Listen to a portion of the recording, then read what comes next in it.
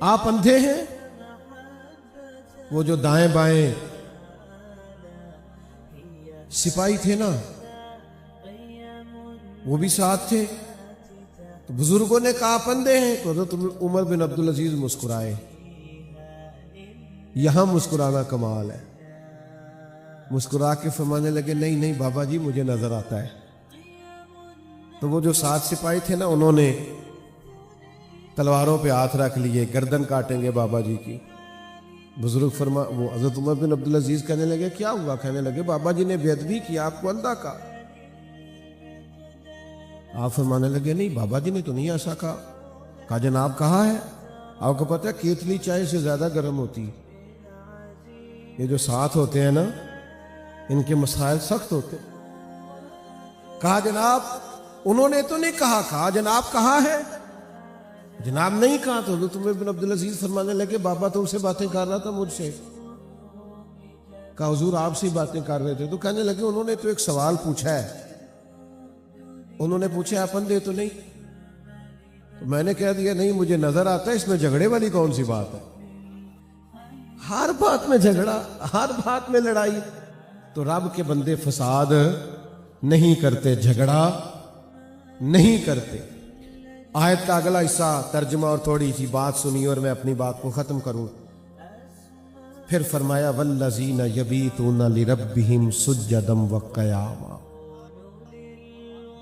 نماز کا وقت آئے تو بڑے لوگوں کو معاذ اللہ کام یاد آ جاتا ہے. رب کے بندے کی شان ہوتی ہے کہ اس کا مصلی آباد ہوتا ہے, اس کا رب سے رشتہ مضبوط ہوتا ہے, ان کی عبادتیں کبھی کمزور نہیں ہوتی, دعاؤں میں کبھی کمی نہیں آتی, وہ ہمیشہ اپنے کریم رب سے جڑے رہتے ہیں.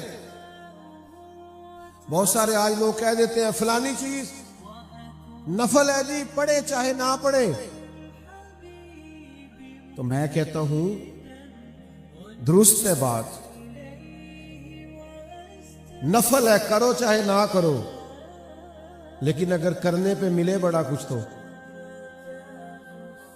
حضور نے فرمایا نفل پڑھ پڑھ کے بندہ رب کے اتنا قریب ہو جاتا ہے کہ اللہ فرماتا ہے میں اس کے ہاتھ بن جاتا ہوں, آنکھیں بن جاتا ہوں. پڑھو بخاری مسلم ہے. آپ کو نفلوں کی شان کا ہی نہیں پتا. ایک دوست مجھ سے کہنے لگے جی عصر کی پہلی 4 رکعتیں کو ضروری ہیں. میں نے کہا ضروری تو نہیں, پر پیروں سے مولویوں سے درویشوں سے دعا کراتے پھرتے ہو. عصر کی پہلی 4 رکعتیں پڑھو, تمہیں مدینے والے نبی کی دعا ملے گی. حضور نے فرمایا جو یا اللہ جو عصر سے پہلے 4 رکعتیں پڑھے اس پہ رحم فرما. نبی کریم نے دعا دی. یا دعا چھوٹا مقام سمجھتے ہو؟ میں بات ختم کر رہا ہوں, میری بات پر توجہ کرنا. مصلی آباد کرو. جب تک آپ اپنی عبادات کا مسئلہ مضبوط نہیں کرتے. آپ کو پتہ ہے کچھ لوگ کہتے ہیں سارا کچھ ہے پھر بھی دل نہیں لگتا, طبیعت بور بور سی رہتی ہے, وجود بوجھل بوجھل سا رہتا ہے. کہتے ہیں نا لوگ مسئلہ ہے نا, کیوں بلا؟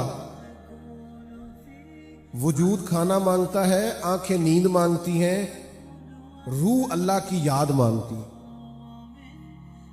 روح اللہ کا ذکر مانگتی ہے, عبادت مانگتی. جب ہم عبادت نہیں نہ کرتے تو اس کا نتیجہ یہ نکلتا ہے کہ ہم بے چین ہوتے ہیں, اس لیے کہ روح پیاسی ہے, دل پیاسا ہے. اور جب روح پیاسی ہو تو پھر دل لگتا. رات کو کچھ نفل پڑھا کریں, تہجد کی روٹین بنائیں, اپنے مالک سے اپنا تعلق بنائیں. جو دکھ لوگوں کو بتاتے ہو وہ دعا کر کے اپنے رب کے حضور عرض کیا کرو. اللہ بڑا مہربان ہے, جو دعا زیادہ مانگے اللہ اسے راضی ہوتا ہے. اس لیے اپنے مالک سے جڑو. یہ سارے اللہ والے ہمیں اللہ سے جوڑنے آئے. ہم اولیاء اللہ کے ماننے والے ہیں, اولیاء اللہ کے دوستوں کے ماننے والے ہیں. تو میرے عزیز عاجزی پیدا کریں, ورنہ تو بڑی باتیں ایسی ہیں جس میں انسان کا حوصلہ ٹوٹتا ہے, کمزوری ہوتی. اللہ کے بندے الجھا نہیں کرتے, ہر جگہ بحث نہیں کرتے, ان کے اندر حوصلہ ہوتا ہے، بردباری ہوتی ہے، تحمل ہوتا ہے، انہیں سہنا آتا ہے، برداشت کرنا آتا ہے، اور برداشت کر کے آگے بڑھنا آتا ہے۔ جب تک ہمارے اندر قوت برداشت پیدا نہیں ہوتی، ہم صوفیاء کے پہلے طریقے کو بھی پا سکتے۔ دوسری میری گزارش یہ ہے کہ بحث چھوڑ دیں، بحث نہ کیا کریں زیادہ۔ مذہب اسلام کو دنیا میں بحث کے لیے نہیں آیا، عمل کے لیے آیا۔ آپ عمل کریں، دین کی جو بات ملے عمل کریں، اور جاہلوں سے تو ویسے ہی بحث نہیں کرنی چاہیے۔ جاہلوں سے بحث، ایک بات پوچھوں آپ سے، آپ کا خیال ہے کہ عورت کی عقل پوری نہیں ہوتی؟ ایسے ہی ہے؟ تو پھر جو اس سے بحث کرے اس کی عقل کے بارے میں کیا کہوں؟ نہیں سمجھ آئیے۔ میرا ایک چھوٹا سا فتویٰ ہے، کافی سارے دوست میرے فتوے سے اختلاف بھی کرتے ہیں، آپ بھی کر لیجئے گا۔ میرا فتویٰ یہ ہے کہ میاں بیوی کے جھگڑے میں زیادہ غلطی میاں صاحب کی ہوتی ہے۔ اینا تے نہ کورو مینوں، میں ایڈی ڈاڈی گل نہیں کی تھی، تسی تے بڑا سخت کورن لگ پا۔ میں نے تو رائے دی ہے، اور یہ کہہ کے دی ہے کہ اختلاف کر سکتے ہیں، پر آپ تو اتنا گھور رہے ہیں مجھے سخت۔ میری رائے یہ ہے کہ میاں بیوی کے جھگڑے میں زیادہ غلطی، مینوں پتہ ہے تسا نہیں بولنا، مینوں پتہ ہے کوئی گل ہوندی تسی بول پینا سی، لیکن میں تو کہہ رہا ہوں میری رائے ہے، آپ کی نہیں۔ اب میں دلیل رکھتا ہوں، دلیل سنو کیا ہے۔ دلیل یہ ہے کہ عورت بیچاری کی عقل آدھی ہے، تو میاں صاحب کی تو پوری ہے نا، تو پھر جھگڑا ختم کس نے کرنا تھا؟ بول کے بتائیں۔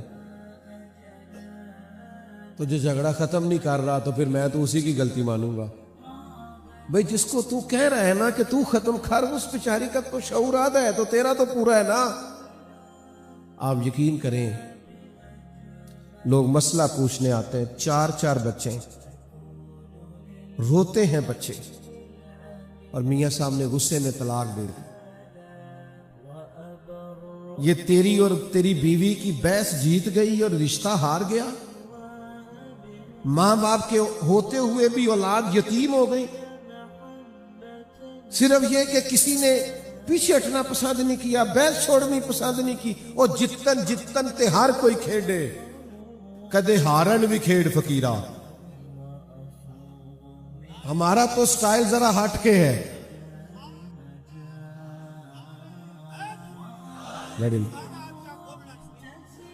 جتن تے ہر کوئی کھیڑے، یہ تو سارے کرتے ہیں، ہم نے تو وہ کرنا ہے جو سارے کرتے، سارے نہیں کرتے۔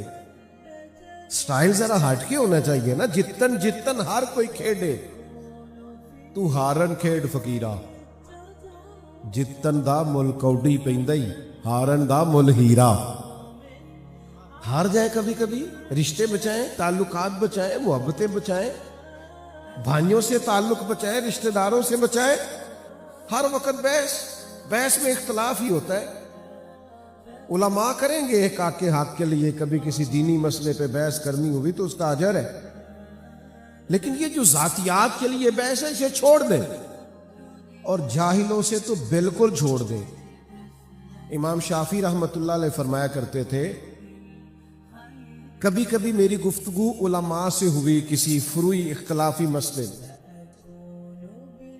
تو جب علماء سے بحث ہوئی تو کبھی وہ عالم میری رائے مان گئے اور کبھی میں ان کی مان گیا، کبھی انہوں نے ہار قبول کر لی اور کبھی میں نے کر لی۔ علماء قبول کر لیتے ہیں رائے دلائل کی روشنی، لیکن امام شافعی فرماتے ہیں جب بھی میری کسی جاہل سے بحث ہوئی ہے نا، ہمیشہ جاہل ہی جیتا ہے۔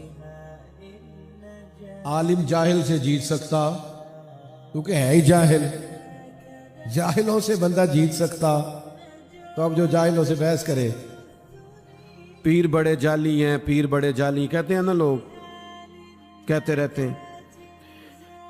تو میں دوستوں سے اکثر کہا کرتا ہوں کہ نرے پیر نہیں جعلی، مرید بھی کافی جعلی ہیں۔ ناراض ہو گئے ہو تو انو آنکھیں ہی نہیں، میں تو کسی کی بات کر رہا ہوں، صرف پیر نہیں جعلی، मुरीद भी काफी सारे वो क्या करते हैं, वो अल्लाह अल्लाह सीखने ही नहीं आते, उनके आने का मकसद ही कुछ और है। वो तो कहते हैं दो ऐसा तवीज पैसे खत्म ही ना हो, दो ऐसा तावीज जिससे मैं जिधर जाऊं इनकलाब ही आ जाए। तो भाई सुल्तान बाहू रहमतुल्लाह अलैह कितने साल पहले दर्द से कहने लगे, दर्द से। हजरत सुल्तान साहब की बात सुनो तो रोना आता है, हालांकि उन्होंने बड़े लोगों को अल्लाह वाला बनाया, पर फिर भी कहने लगे रब दा तालब कोई नहीं मिलया, ये जो मिले तालब जरदाहू। ये तो दुनियादारी के तालब। अल्लाह वाले तकवा सिखाते, अच्छा सोचो, अच्छा गुमान करो, अच्छी राय रखो। आपका गुमान ही अच्छा नहीं तो मिलेगा क्या? सोच तो अच्छी पैदा करो। सारा बगदाद हज़रत बिशर आफी की इज्जत करता था, सारा बगदाद। लेकिन बगदाद का एक ताजर था, वो कहता था मुझे नहीं अच्छे लगते हज़रत बिशर आफी। भाई आपको क्यों नहीं अच्छे लगते? कहता जुमे वाले दिन निरे फर्ज पढ़ते हैं, सुन्नतें और नफल नहीं पढ़ते, निकल जाते। हालांकि मस्जिद में कौन सी नमाज पढ़नी जरूरी है, सुन्नतें क्यों घर जाके पढ़ ले, कोई अर्ज नहीं। कहता जी मैं इसलिए नहीं मानता कि ये महज फर्ज पढ़ के चले जाते। एक दिन उसने सोचा कि मैं पीछा तो करूं, पता तो करूं हजरत बिशर आफी का। तो जुमे की नमाज हजरत बिशर आफी रहमतुल्लाह अलैह के साथ उसने पढ़ी। तो नमाज पढ़ के ना तो हजरत निकले मस्जिद शरीफ से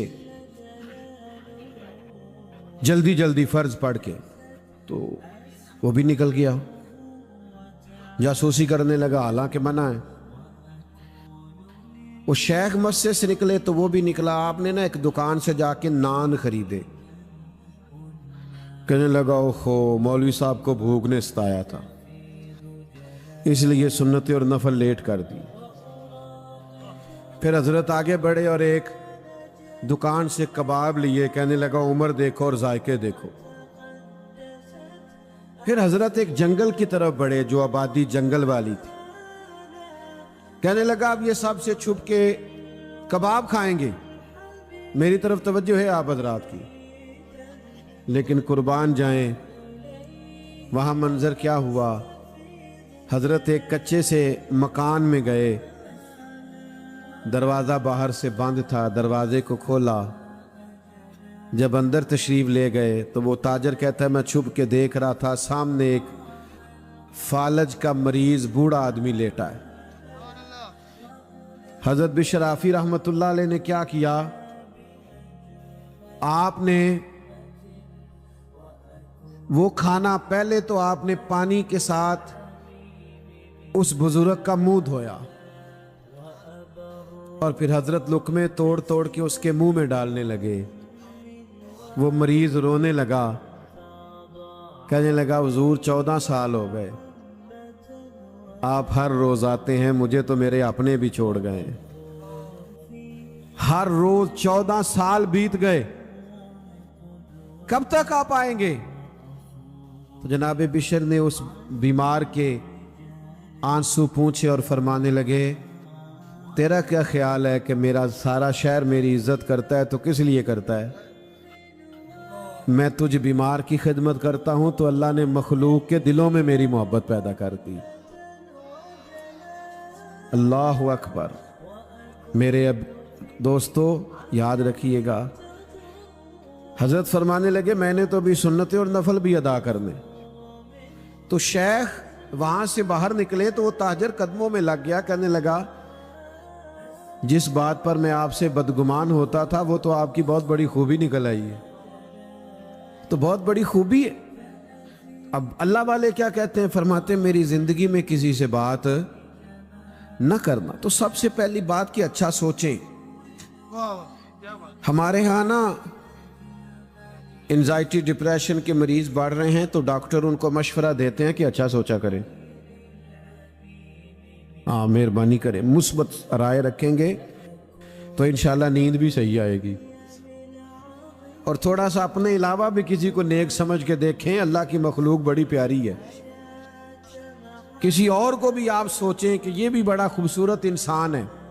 مجھے بتاؤ، یہ جس آدمی نے مائک لگایا ہے، سٹیج بنایا ہے، دریاں بچھائی ہیں، ان کی کیا عزت ہوتی ہے محفلوں میں، جلسوں میں؟ میں نے ایک دفعہ ایک ساؤنڈ والے سے کہا، میں نے کہا یار نماز پڑھتے ہو تم، اتنی تقریریں سنتے ہو؟ کہندا حضرت صاحب جیڑا مولوی آندا ہے ساڈے نال تے لڑ کے ٹر جاندا ہے، آواز اونچی کرو تے آواز نیویں کرو، تو کوئی پیار کرے گا تو پڑھ لیں گے نماز۔ تو کیا اہمیت ہوتی ہے؟ لیکن مجھے بتاؤ، اگر ساؤنڈ نہ چلے، یہ دریاں نہ بچھیں، تو محفل کا نظام چلتا ہے؟ تو اچھا سوچیں، سب کی ضرورت ہے، سب کے ساتھ پیار کریں۔ بچنا ہے تو بد عقیدہ سے بچنا ہے، باقی آپ اپنوں کے ساتھ رویے کو بڑا خوبصورت بنائیں۔ ایک تو تقوی سوچ کا، ایک پھر بولنے کا تقوی۔ آپ کی گفتگو میں کوئی ایسا لفظ نہ ہو جو بازاری